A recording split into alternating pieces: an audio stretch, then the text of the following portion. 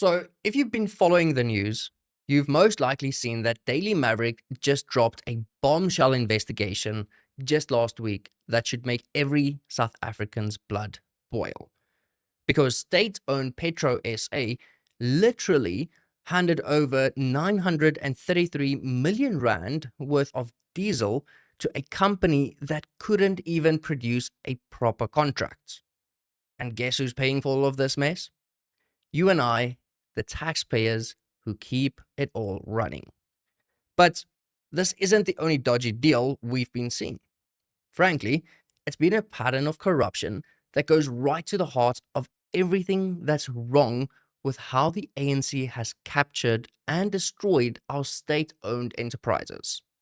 From Eskom to Transnet to South African Airways and now PetroSA.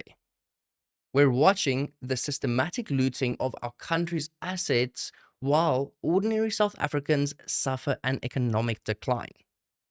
So here's how this all goes down.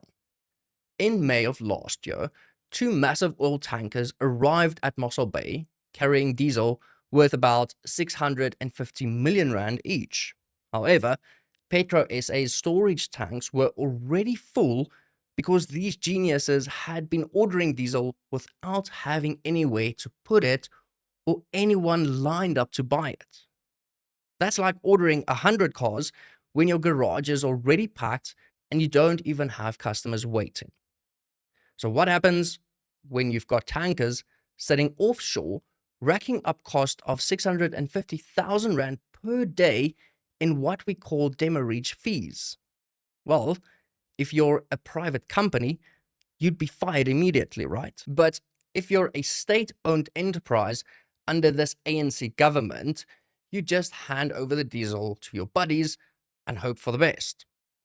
And this is where Nako Energy makes an appearance, a company that was only established in 2022, but somehow became PetroSA's favorite trading partner. The CEO, Mvuleni, and founder, Nkosi managed to convince PetroSA to give them almost R1 billion worth of diesel with no proper contract and no financial guarantees.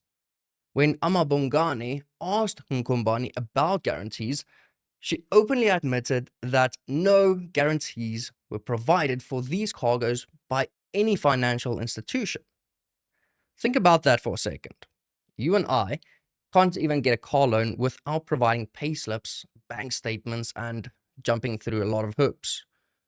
But then a 2-year-old company can walk away with state assets worth nearly R1 billion without any proof that they can pay for it. This is exactly the kind of capitalism that's destroying our economy today. And it all gets worse. When PetroSA tried to arrange financial backing through asset management companies, the deal fell apart within days.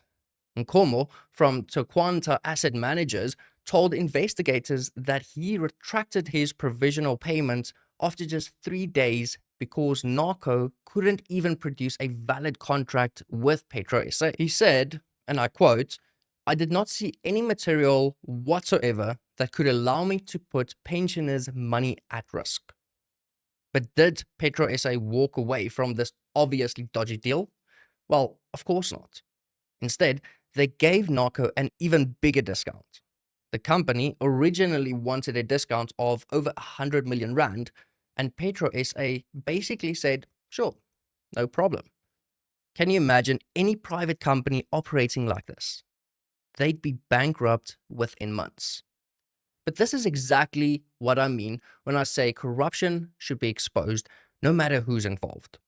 Because the problem isn't just individual officials that are corrupt, it's the entire system that's designed to enable this kind of theft. And when politicians like Gwede Mantashe say that exposing PetroSA's business dealings would kill it, what they're really trying to say is that the transparency would kill their corruption network. Now, let's look at the bigger picture, because PetroSA's scandal is just one symptom of a much larger disease. According to the Special Investigative Unit, we currently have active investigations into alleged corruption totaling more than $7 billion across our major state-owned companies. That's approximately 130 billion rand in corruption investigations at companies like Transnet, Eskom, South African Airways, and yes, PetroSA.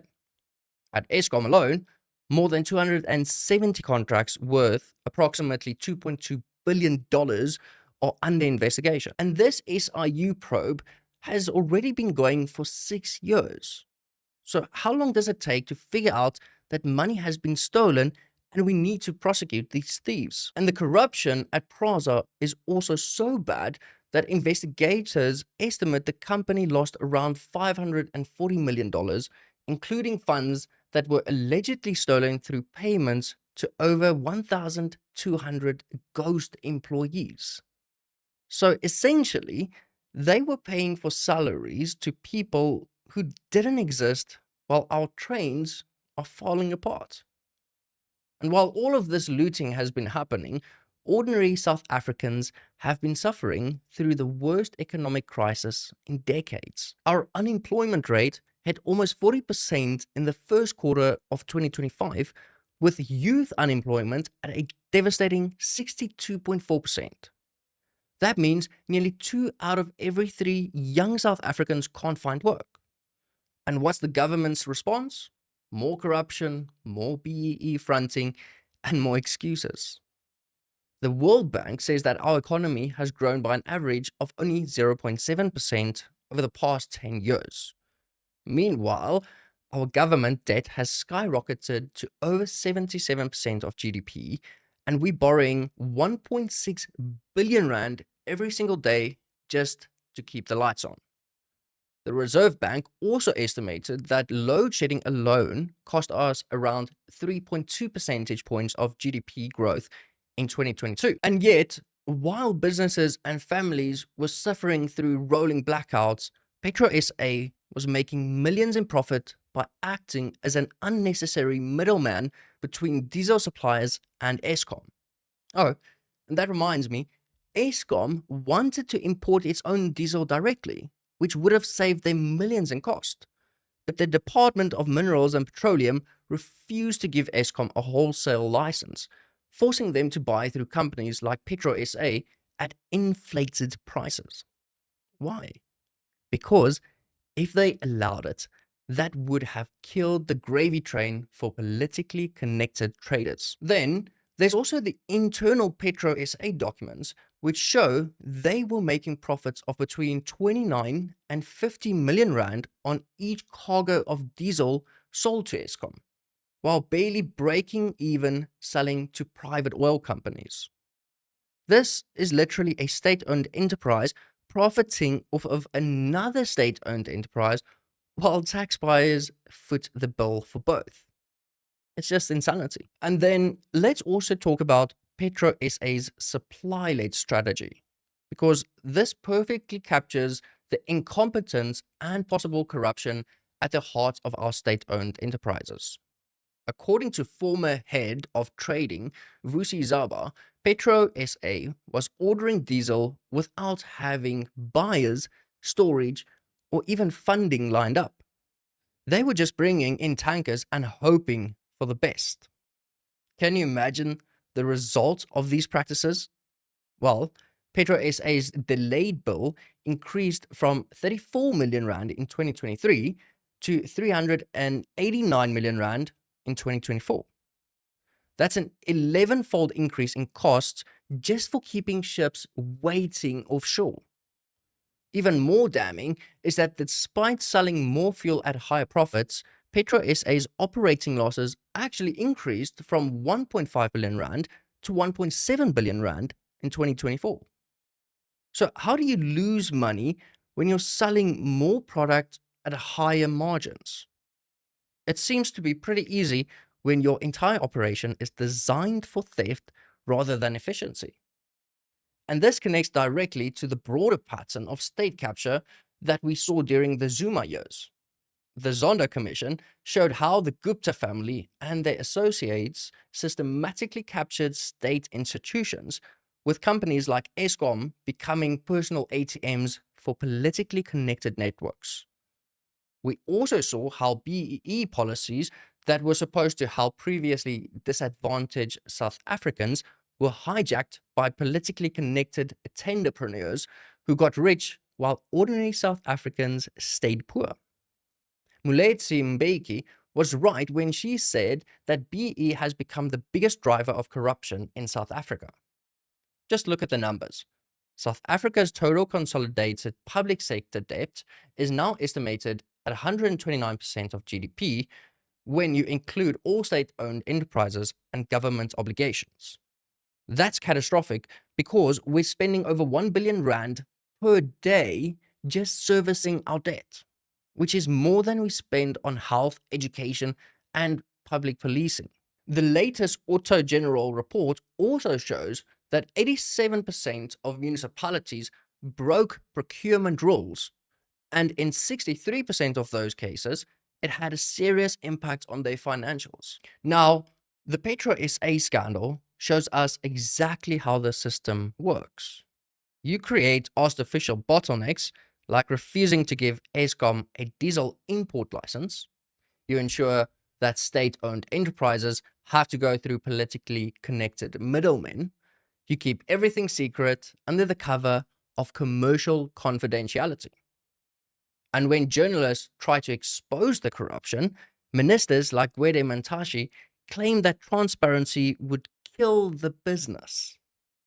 What's really being killed is our economy and our future. While other countries are growing and creating opportunities for their people, we're stuck in this cycle of corruption and decline. When municipalities implement proper procurement processes and transparent governance, the difference is obvious. Crime rates drop, service delivery improves, and inevitably economic growth follows. But we can't wait for the next election to demand change. Every South African needs to understand that this corruption isn't a victimless crime. Every rand stolen from PetroSA is a rand that can't be spent on hospitals, schools, or job creation programs, and every dodgy deal means fewer opportunities for honest businesses and hardworking people.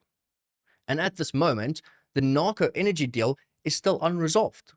As of April this year, they still owed PetroSA 825 million rand. That's enough money to build dozens of schools or clinics and create thousands of real jobs. Nako's CEO told investigators that both companies owed each other money and that they have reached an undisclosed settlement. We've seen these moves before with the Guptas, with PetroSA, and with all the other corruption scandals. The pattern is always the same. But personally, I do believe there's still hope. Investigations by organizations like amaBhungane and Daily Maverick are exposing these networks faster than they can cover their tracks. And the information regulators is finally starting to enforce transparency requirements. The 2024 election results showed that people are waking up. The ANC dropped to 40% of the national vote for the first time since 1994. That's not because opposition parties suddenly became more popular. It's because South Africans are fed up with corruption and incompetence. Every time we expose scandals like this PetroSA diesel deal, we're chipping away at the networks that have captured our state. Every time we demand transparency and accountability, we're making it harder for these operators to steal from us. The question now is, what happens next? Will anyone face consequences for this PetroSA scandal? Will the 825 million rand that Nako owes be recovered? Will PetroSA finally be forced to operate transparently like any other public entity? Well, based on our recent history, I'm not going to hold my breath. But every South African who cares about our country's future needs to stay informed and demand answers, and vote for leaders who will put the public interest ahead of their personal enrichment. So the choice is ultimately ours, but we need to make it soon, because at the rate we're borrowing and bleeding money, there might not be much left to save. Remember, this isn't about politics or personalities. The future of our economy is at stake. And that future depends on whether we choose transparency over secrecy, accountability over corruption, and ultimately, competence over political connections.